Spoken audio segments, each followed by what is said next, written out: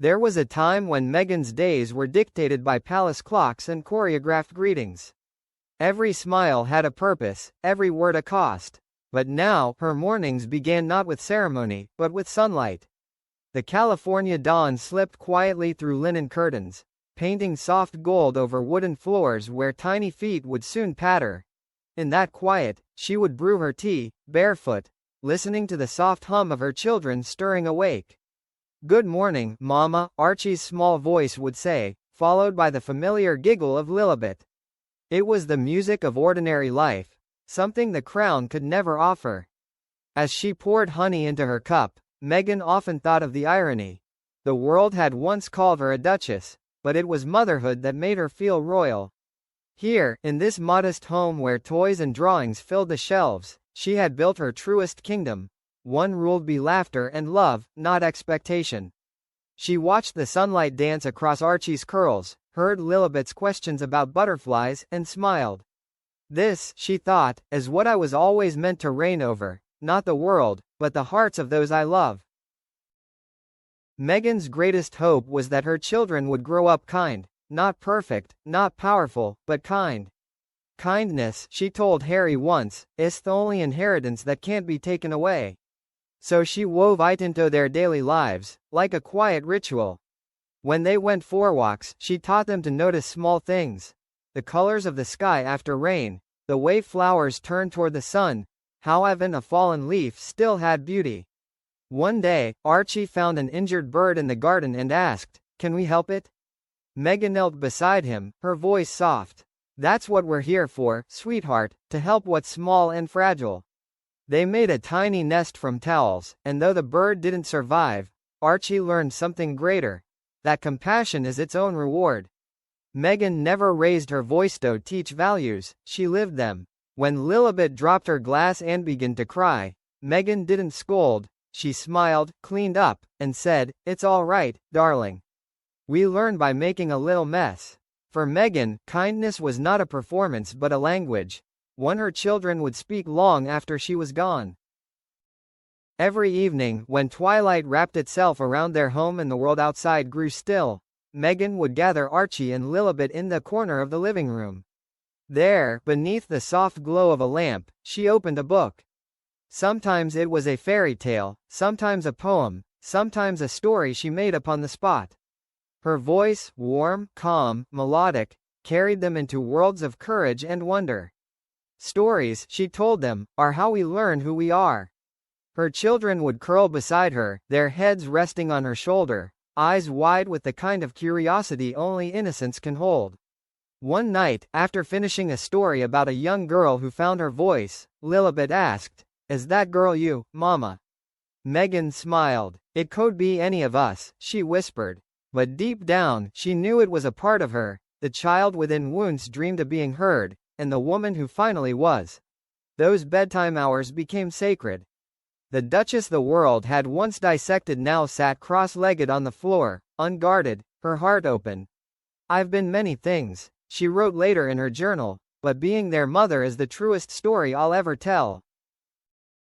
When the nights grew long and quiet, Meghan often stayed awake after everyone had gone to bed. She would sit at her writing desk, a candle flickering beside her, and write letters to her children, not to be read today, but in some distant tomorrow when they would need her words more than her presence. Her handwriting flowed slowly, each line carrying a piece off her heart. "My dearest ones," one letter began, "there will be days when you'll feel unseen. When that happens, remember that love isn't loud, it's steady." She wrote about resilience, about forgiveness, about the courage to walk away from what no longer serves the soul. "I hope you never confuse silence with peace," she wrote. "And if the world ever makes you doubt who you are, come home, not to me, but to yourself." She sealed each letter with wax, dated it, and placed it in a wooden box lined with lavender. One day, she would give it to them. But for now, it was her secret, a mother's time capsule, built not from gold or jewels, but from words meant to outlive her. One spring afternoon, Meghan sat in the garden watching Archie and Lilibet weave wildflowers into tiny crowns. "Look, Mama," Archie shouted, running toward her with petals tangled in his curls. Meghan laughed, her heart swelling. "You're my little king," she said, placing the crown on his head, "but remember, the only crown that matters is love." She said it half in jest, but it stayed with her all day. As the sun dipped low and the children's laughter mingled with birdsong, she realized that motherhood had taught her more about grace than royalty ever had.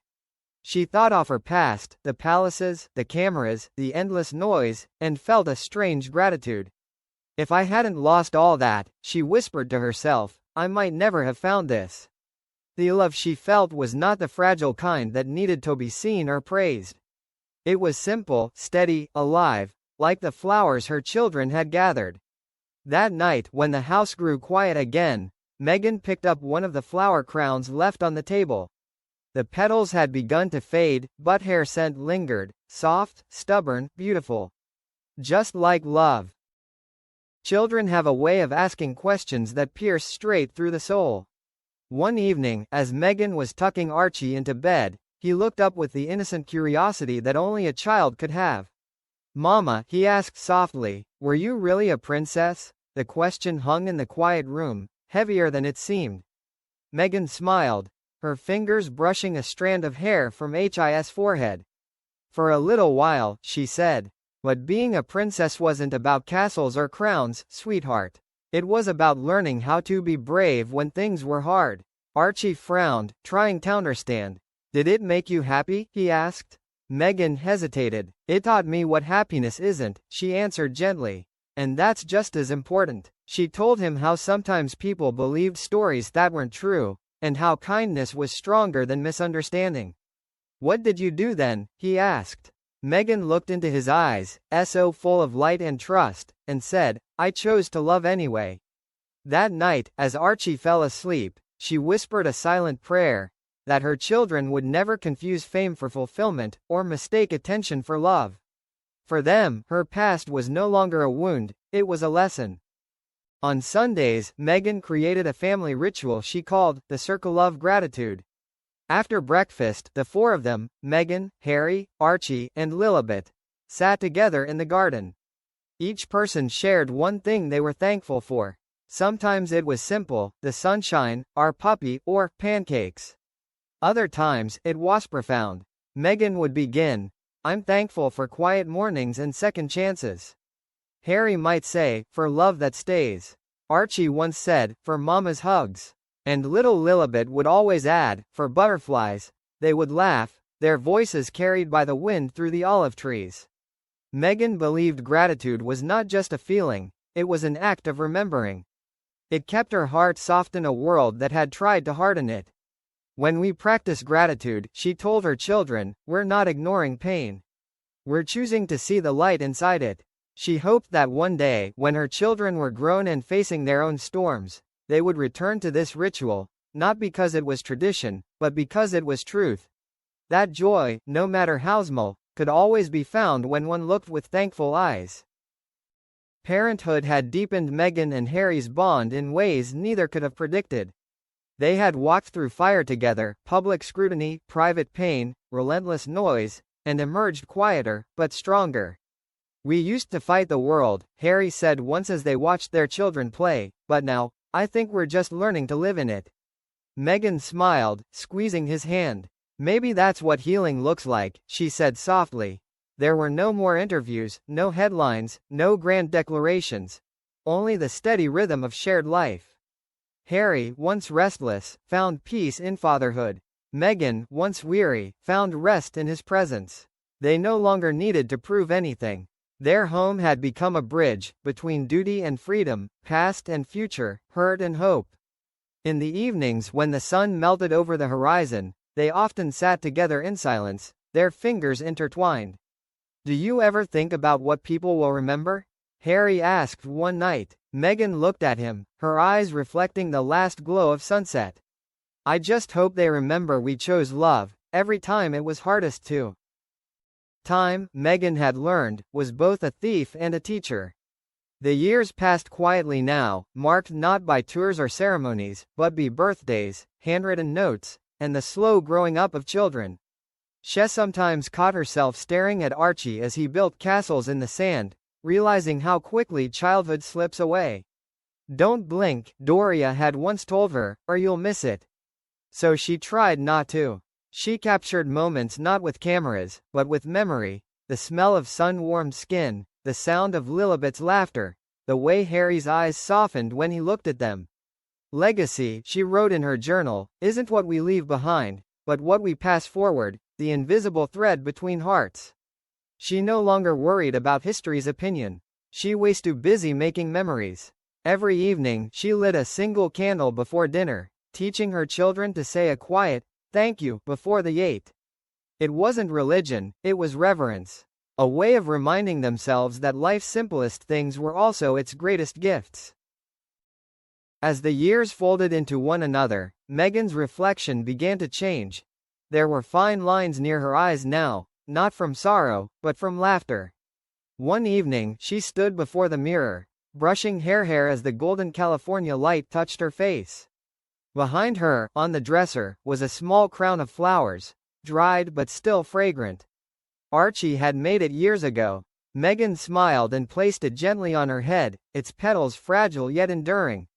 This, she whispered to herself, is the only crown I ever needed. She walked outside to find her family, Harry in the garden, the children chasing the last light of day. The sky was painted in hues of rose and amber. Meghan stood there for a long moment, watching, her heart full.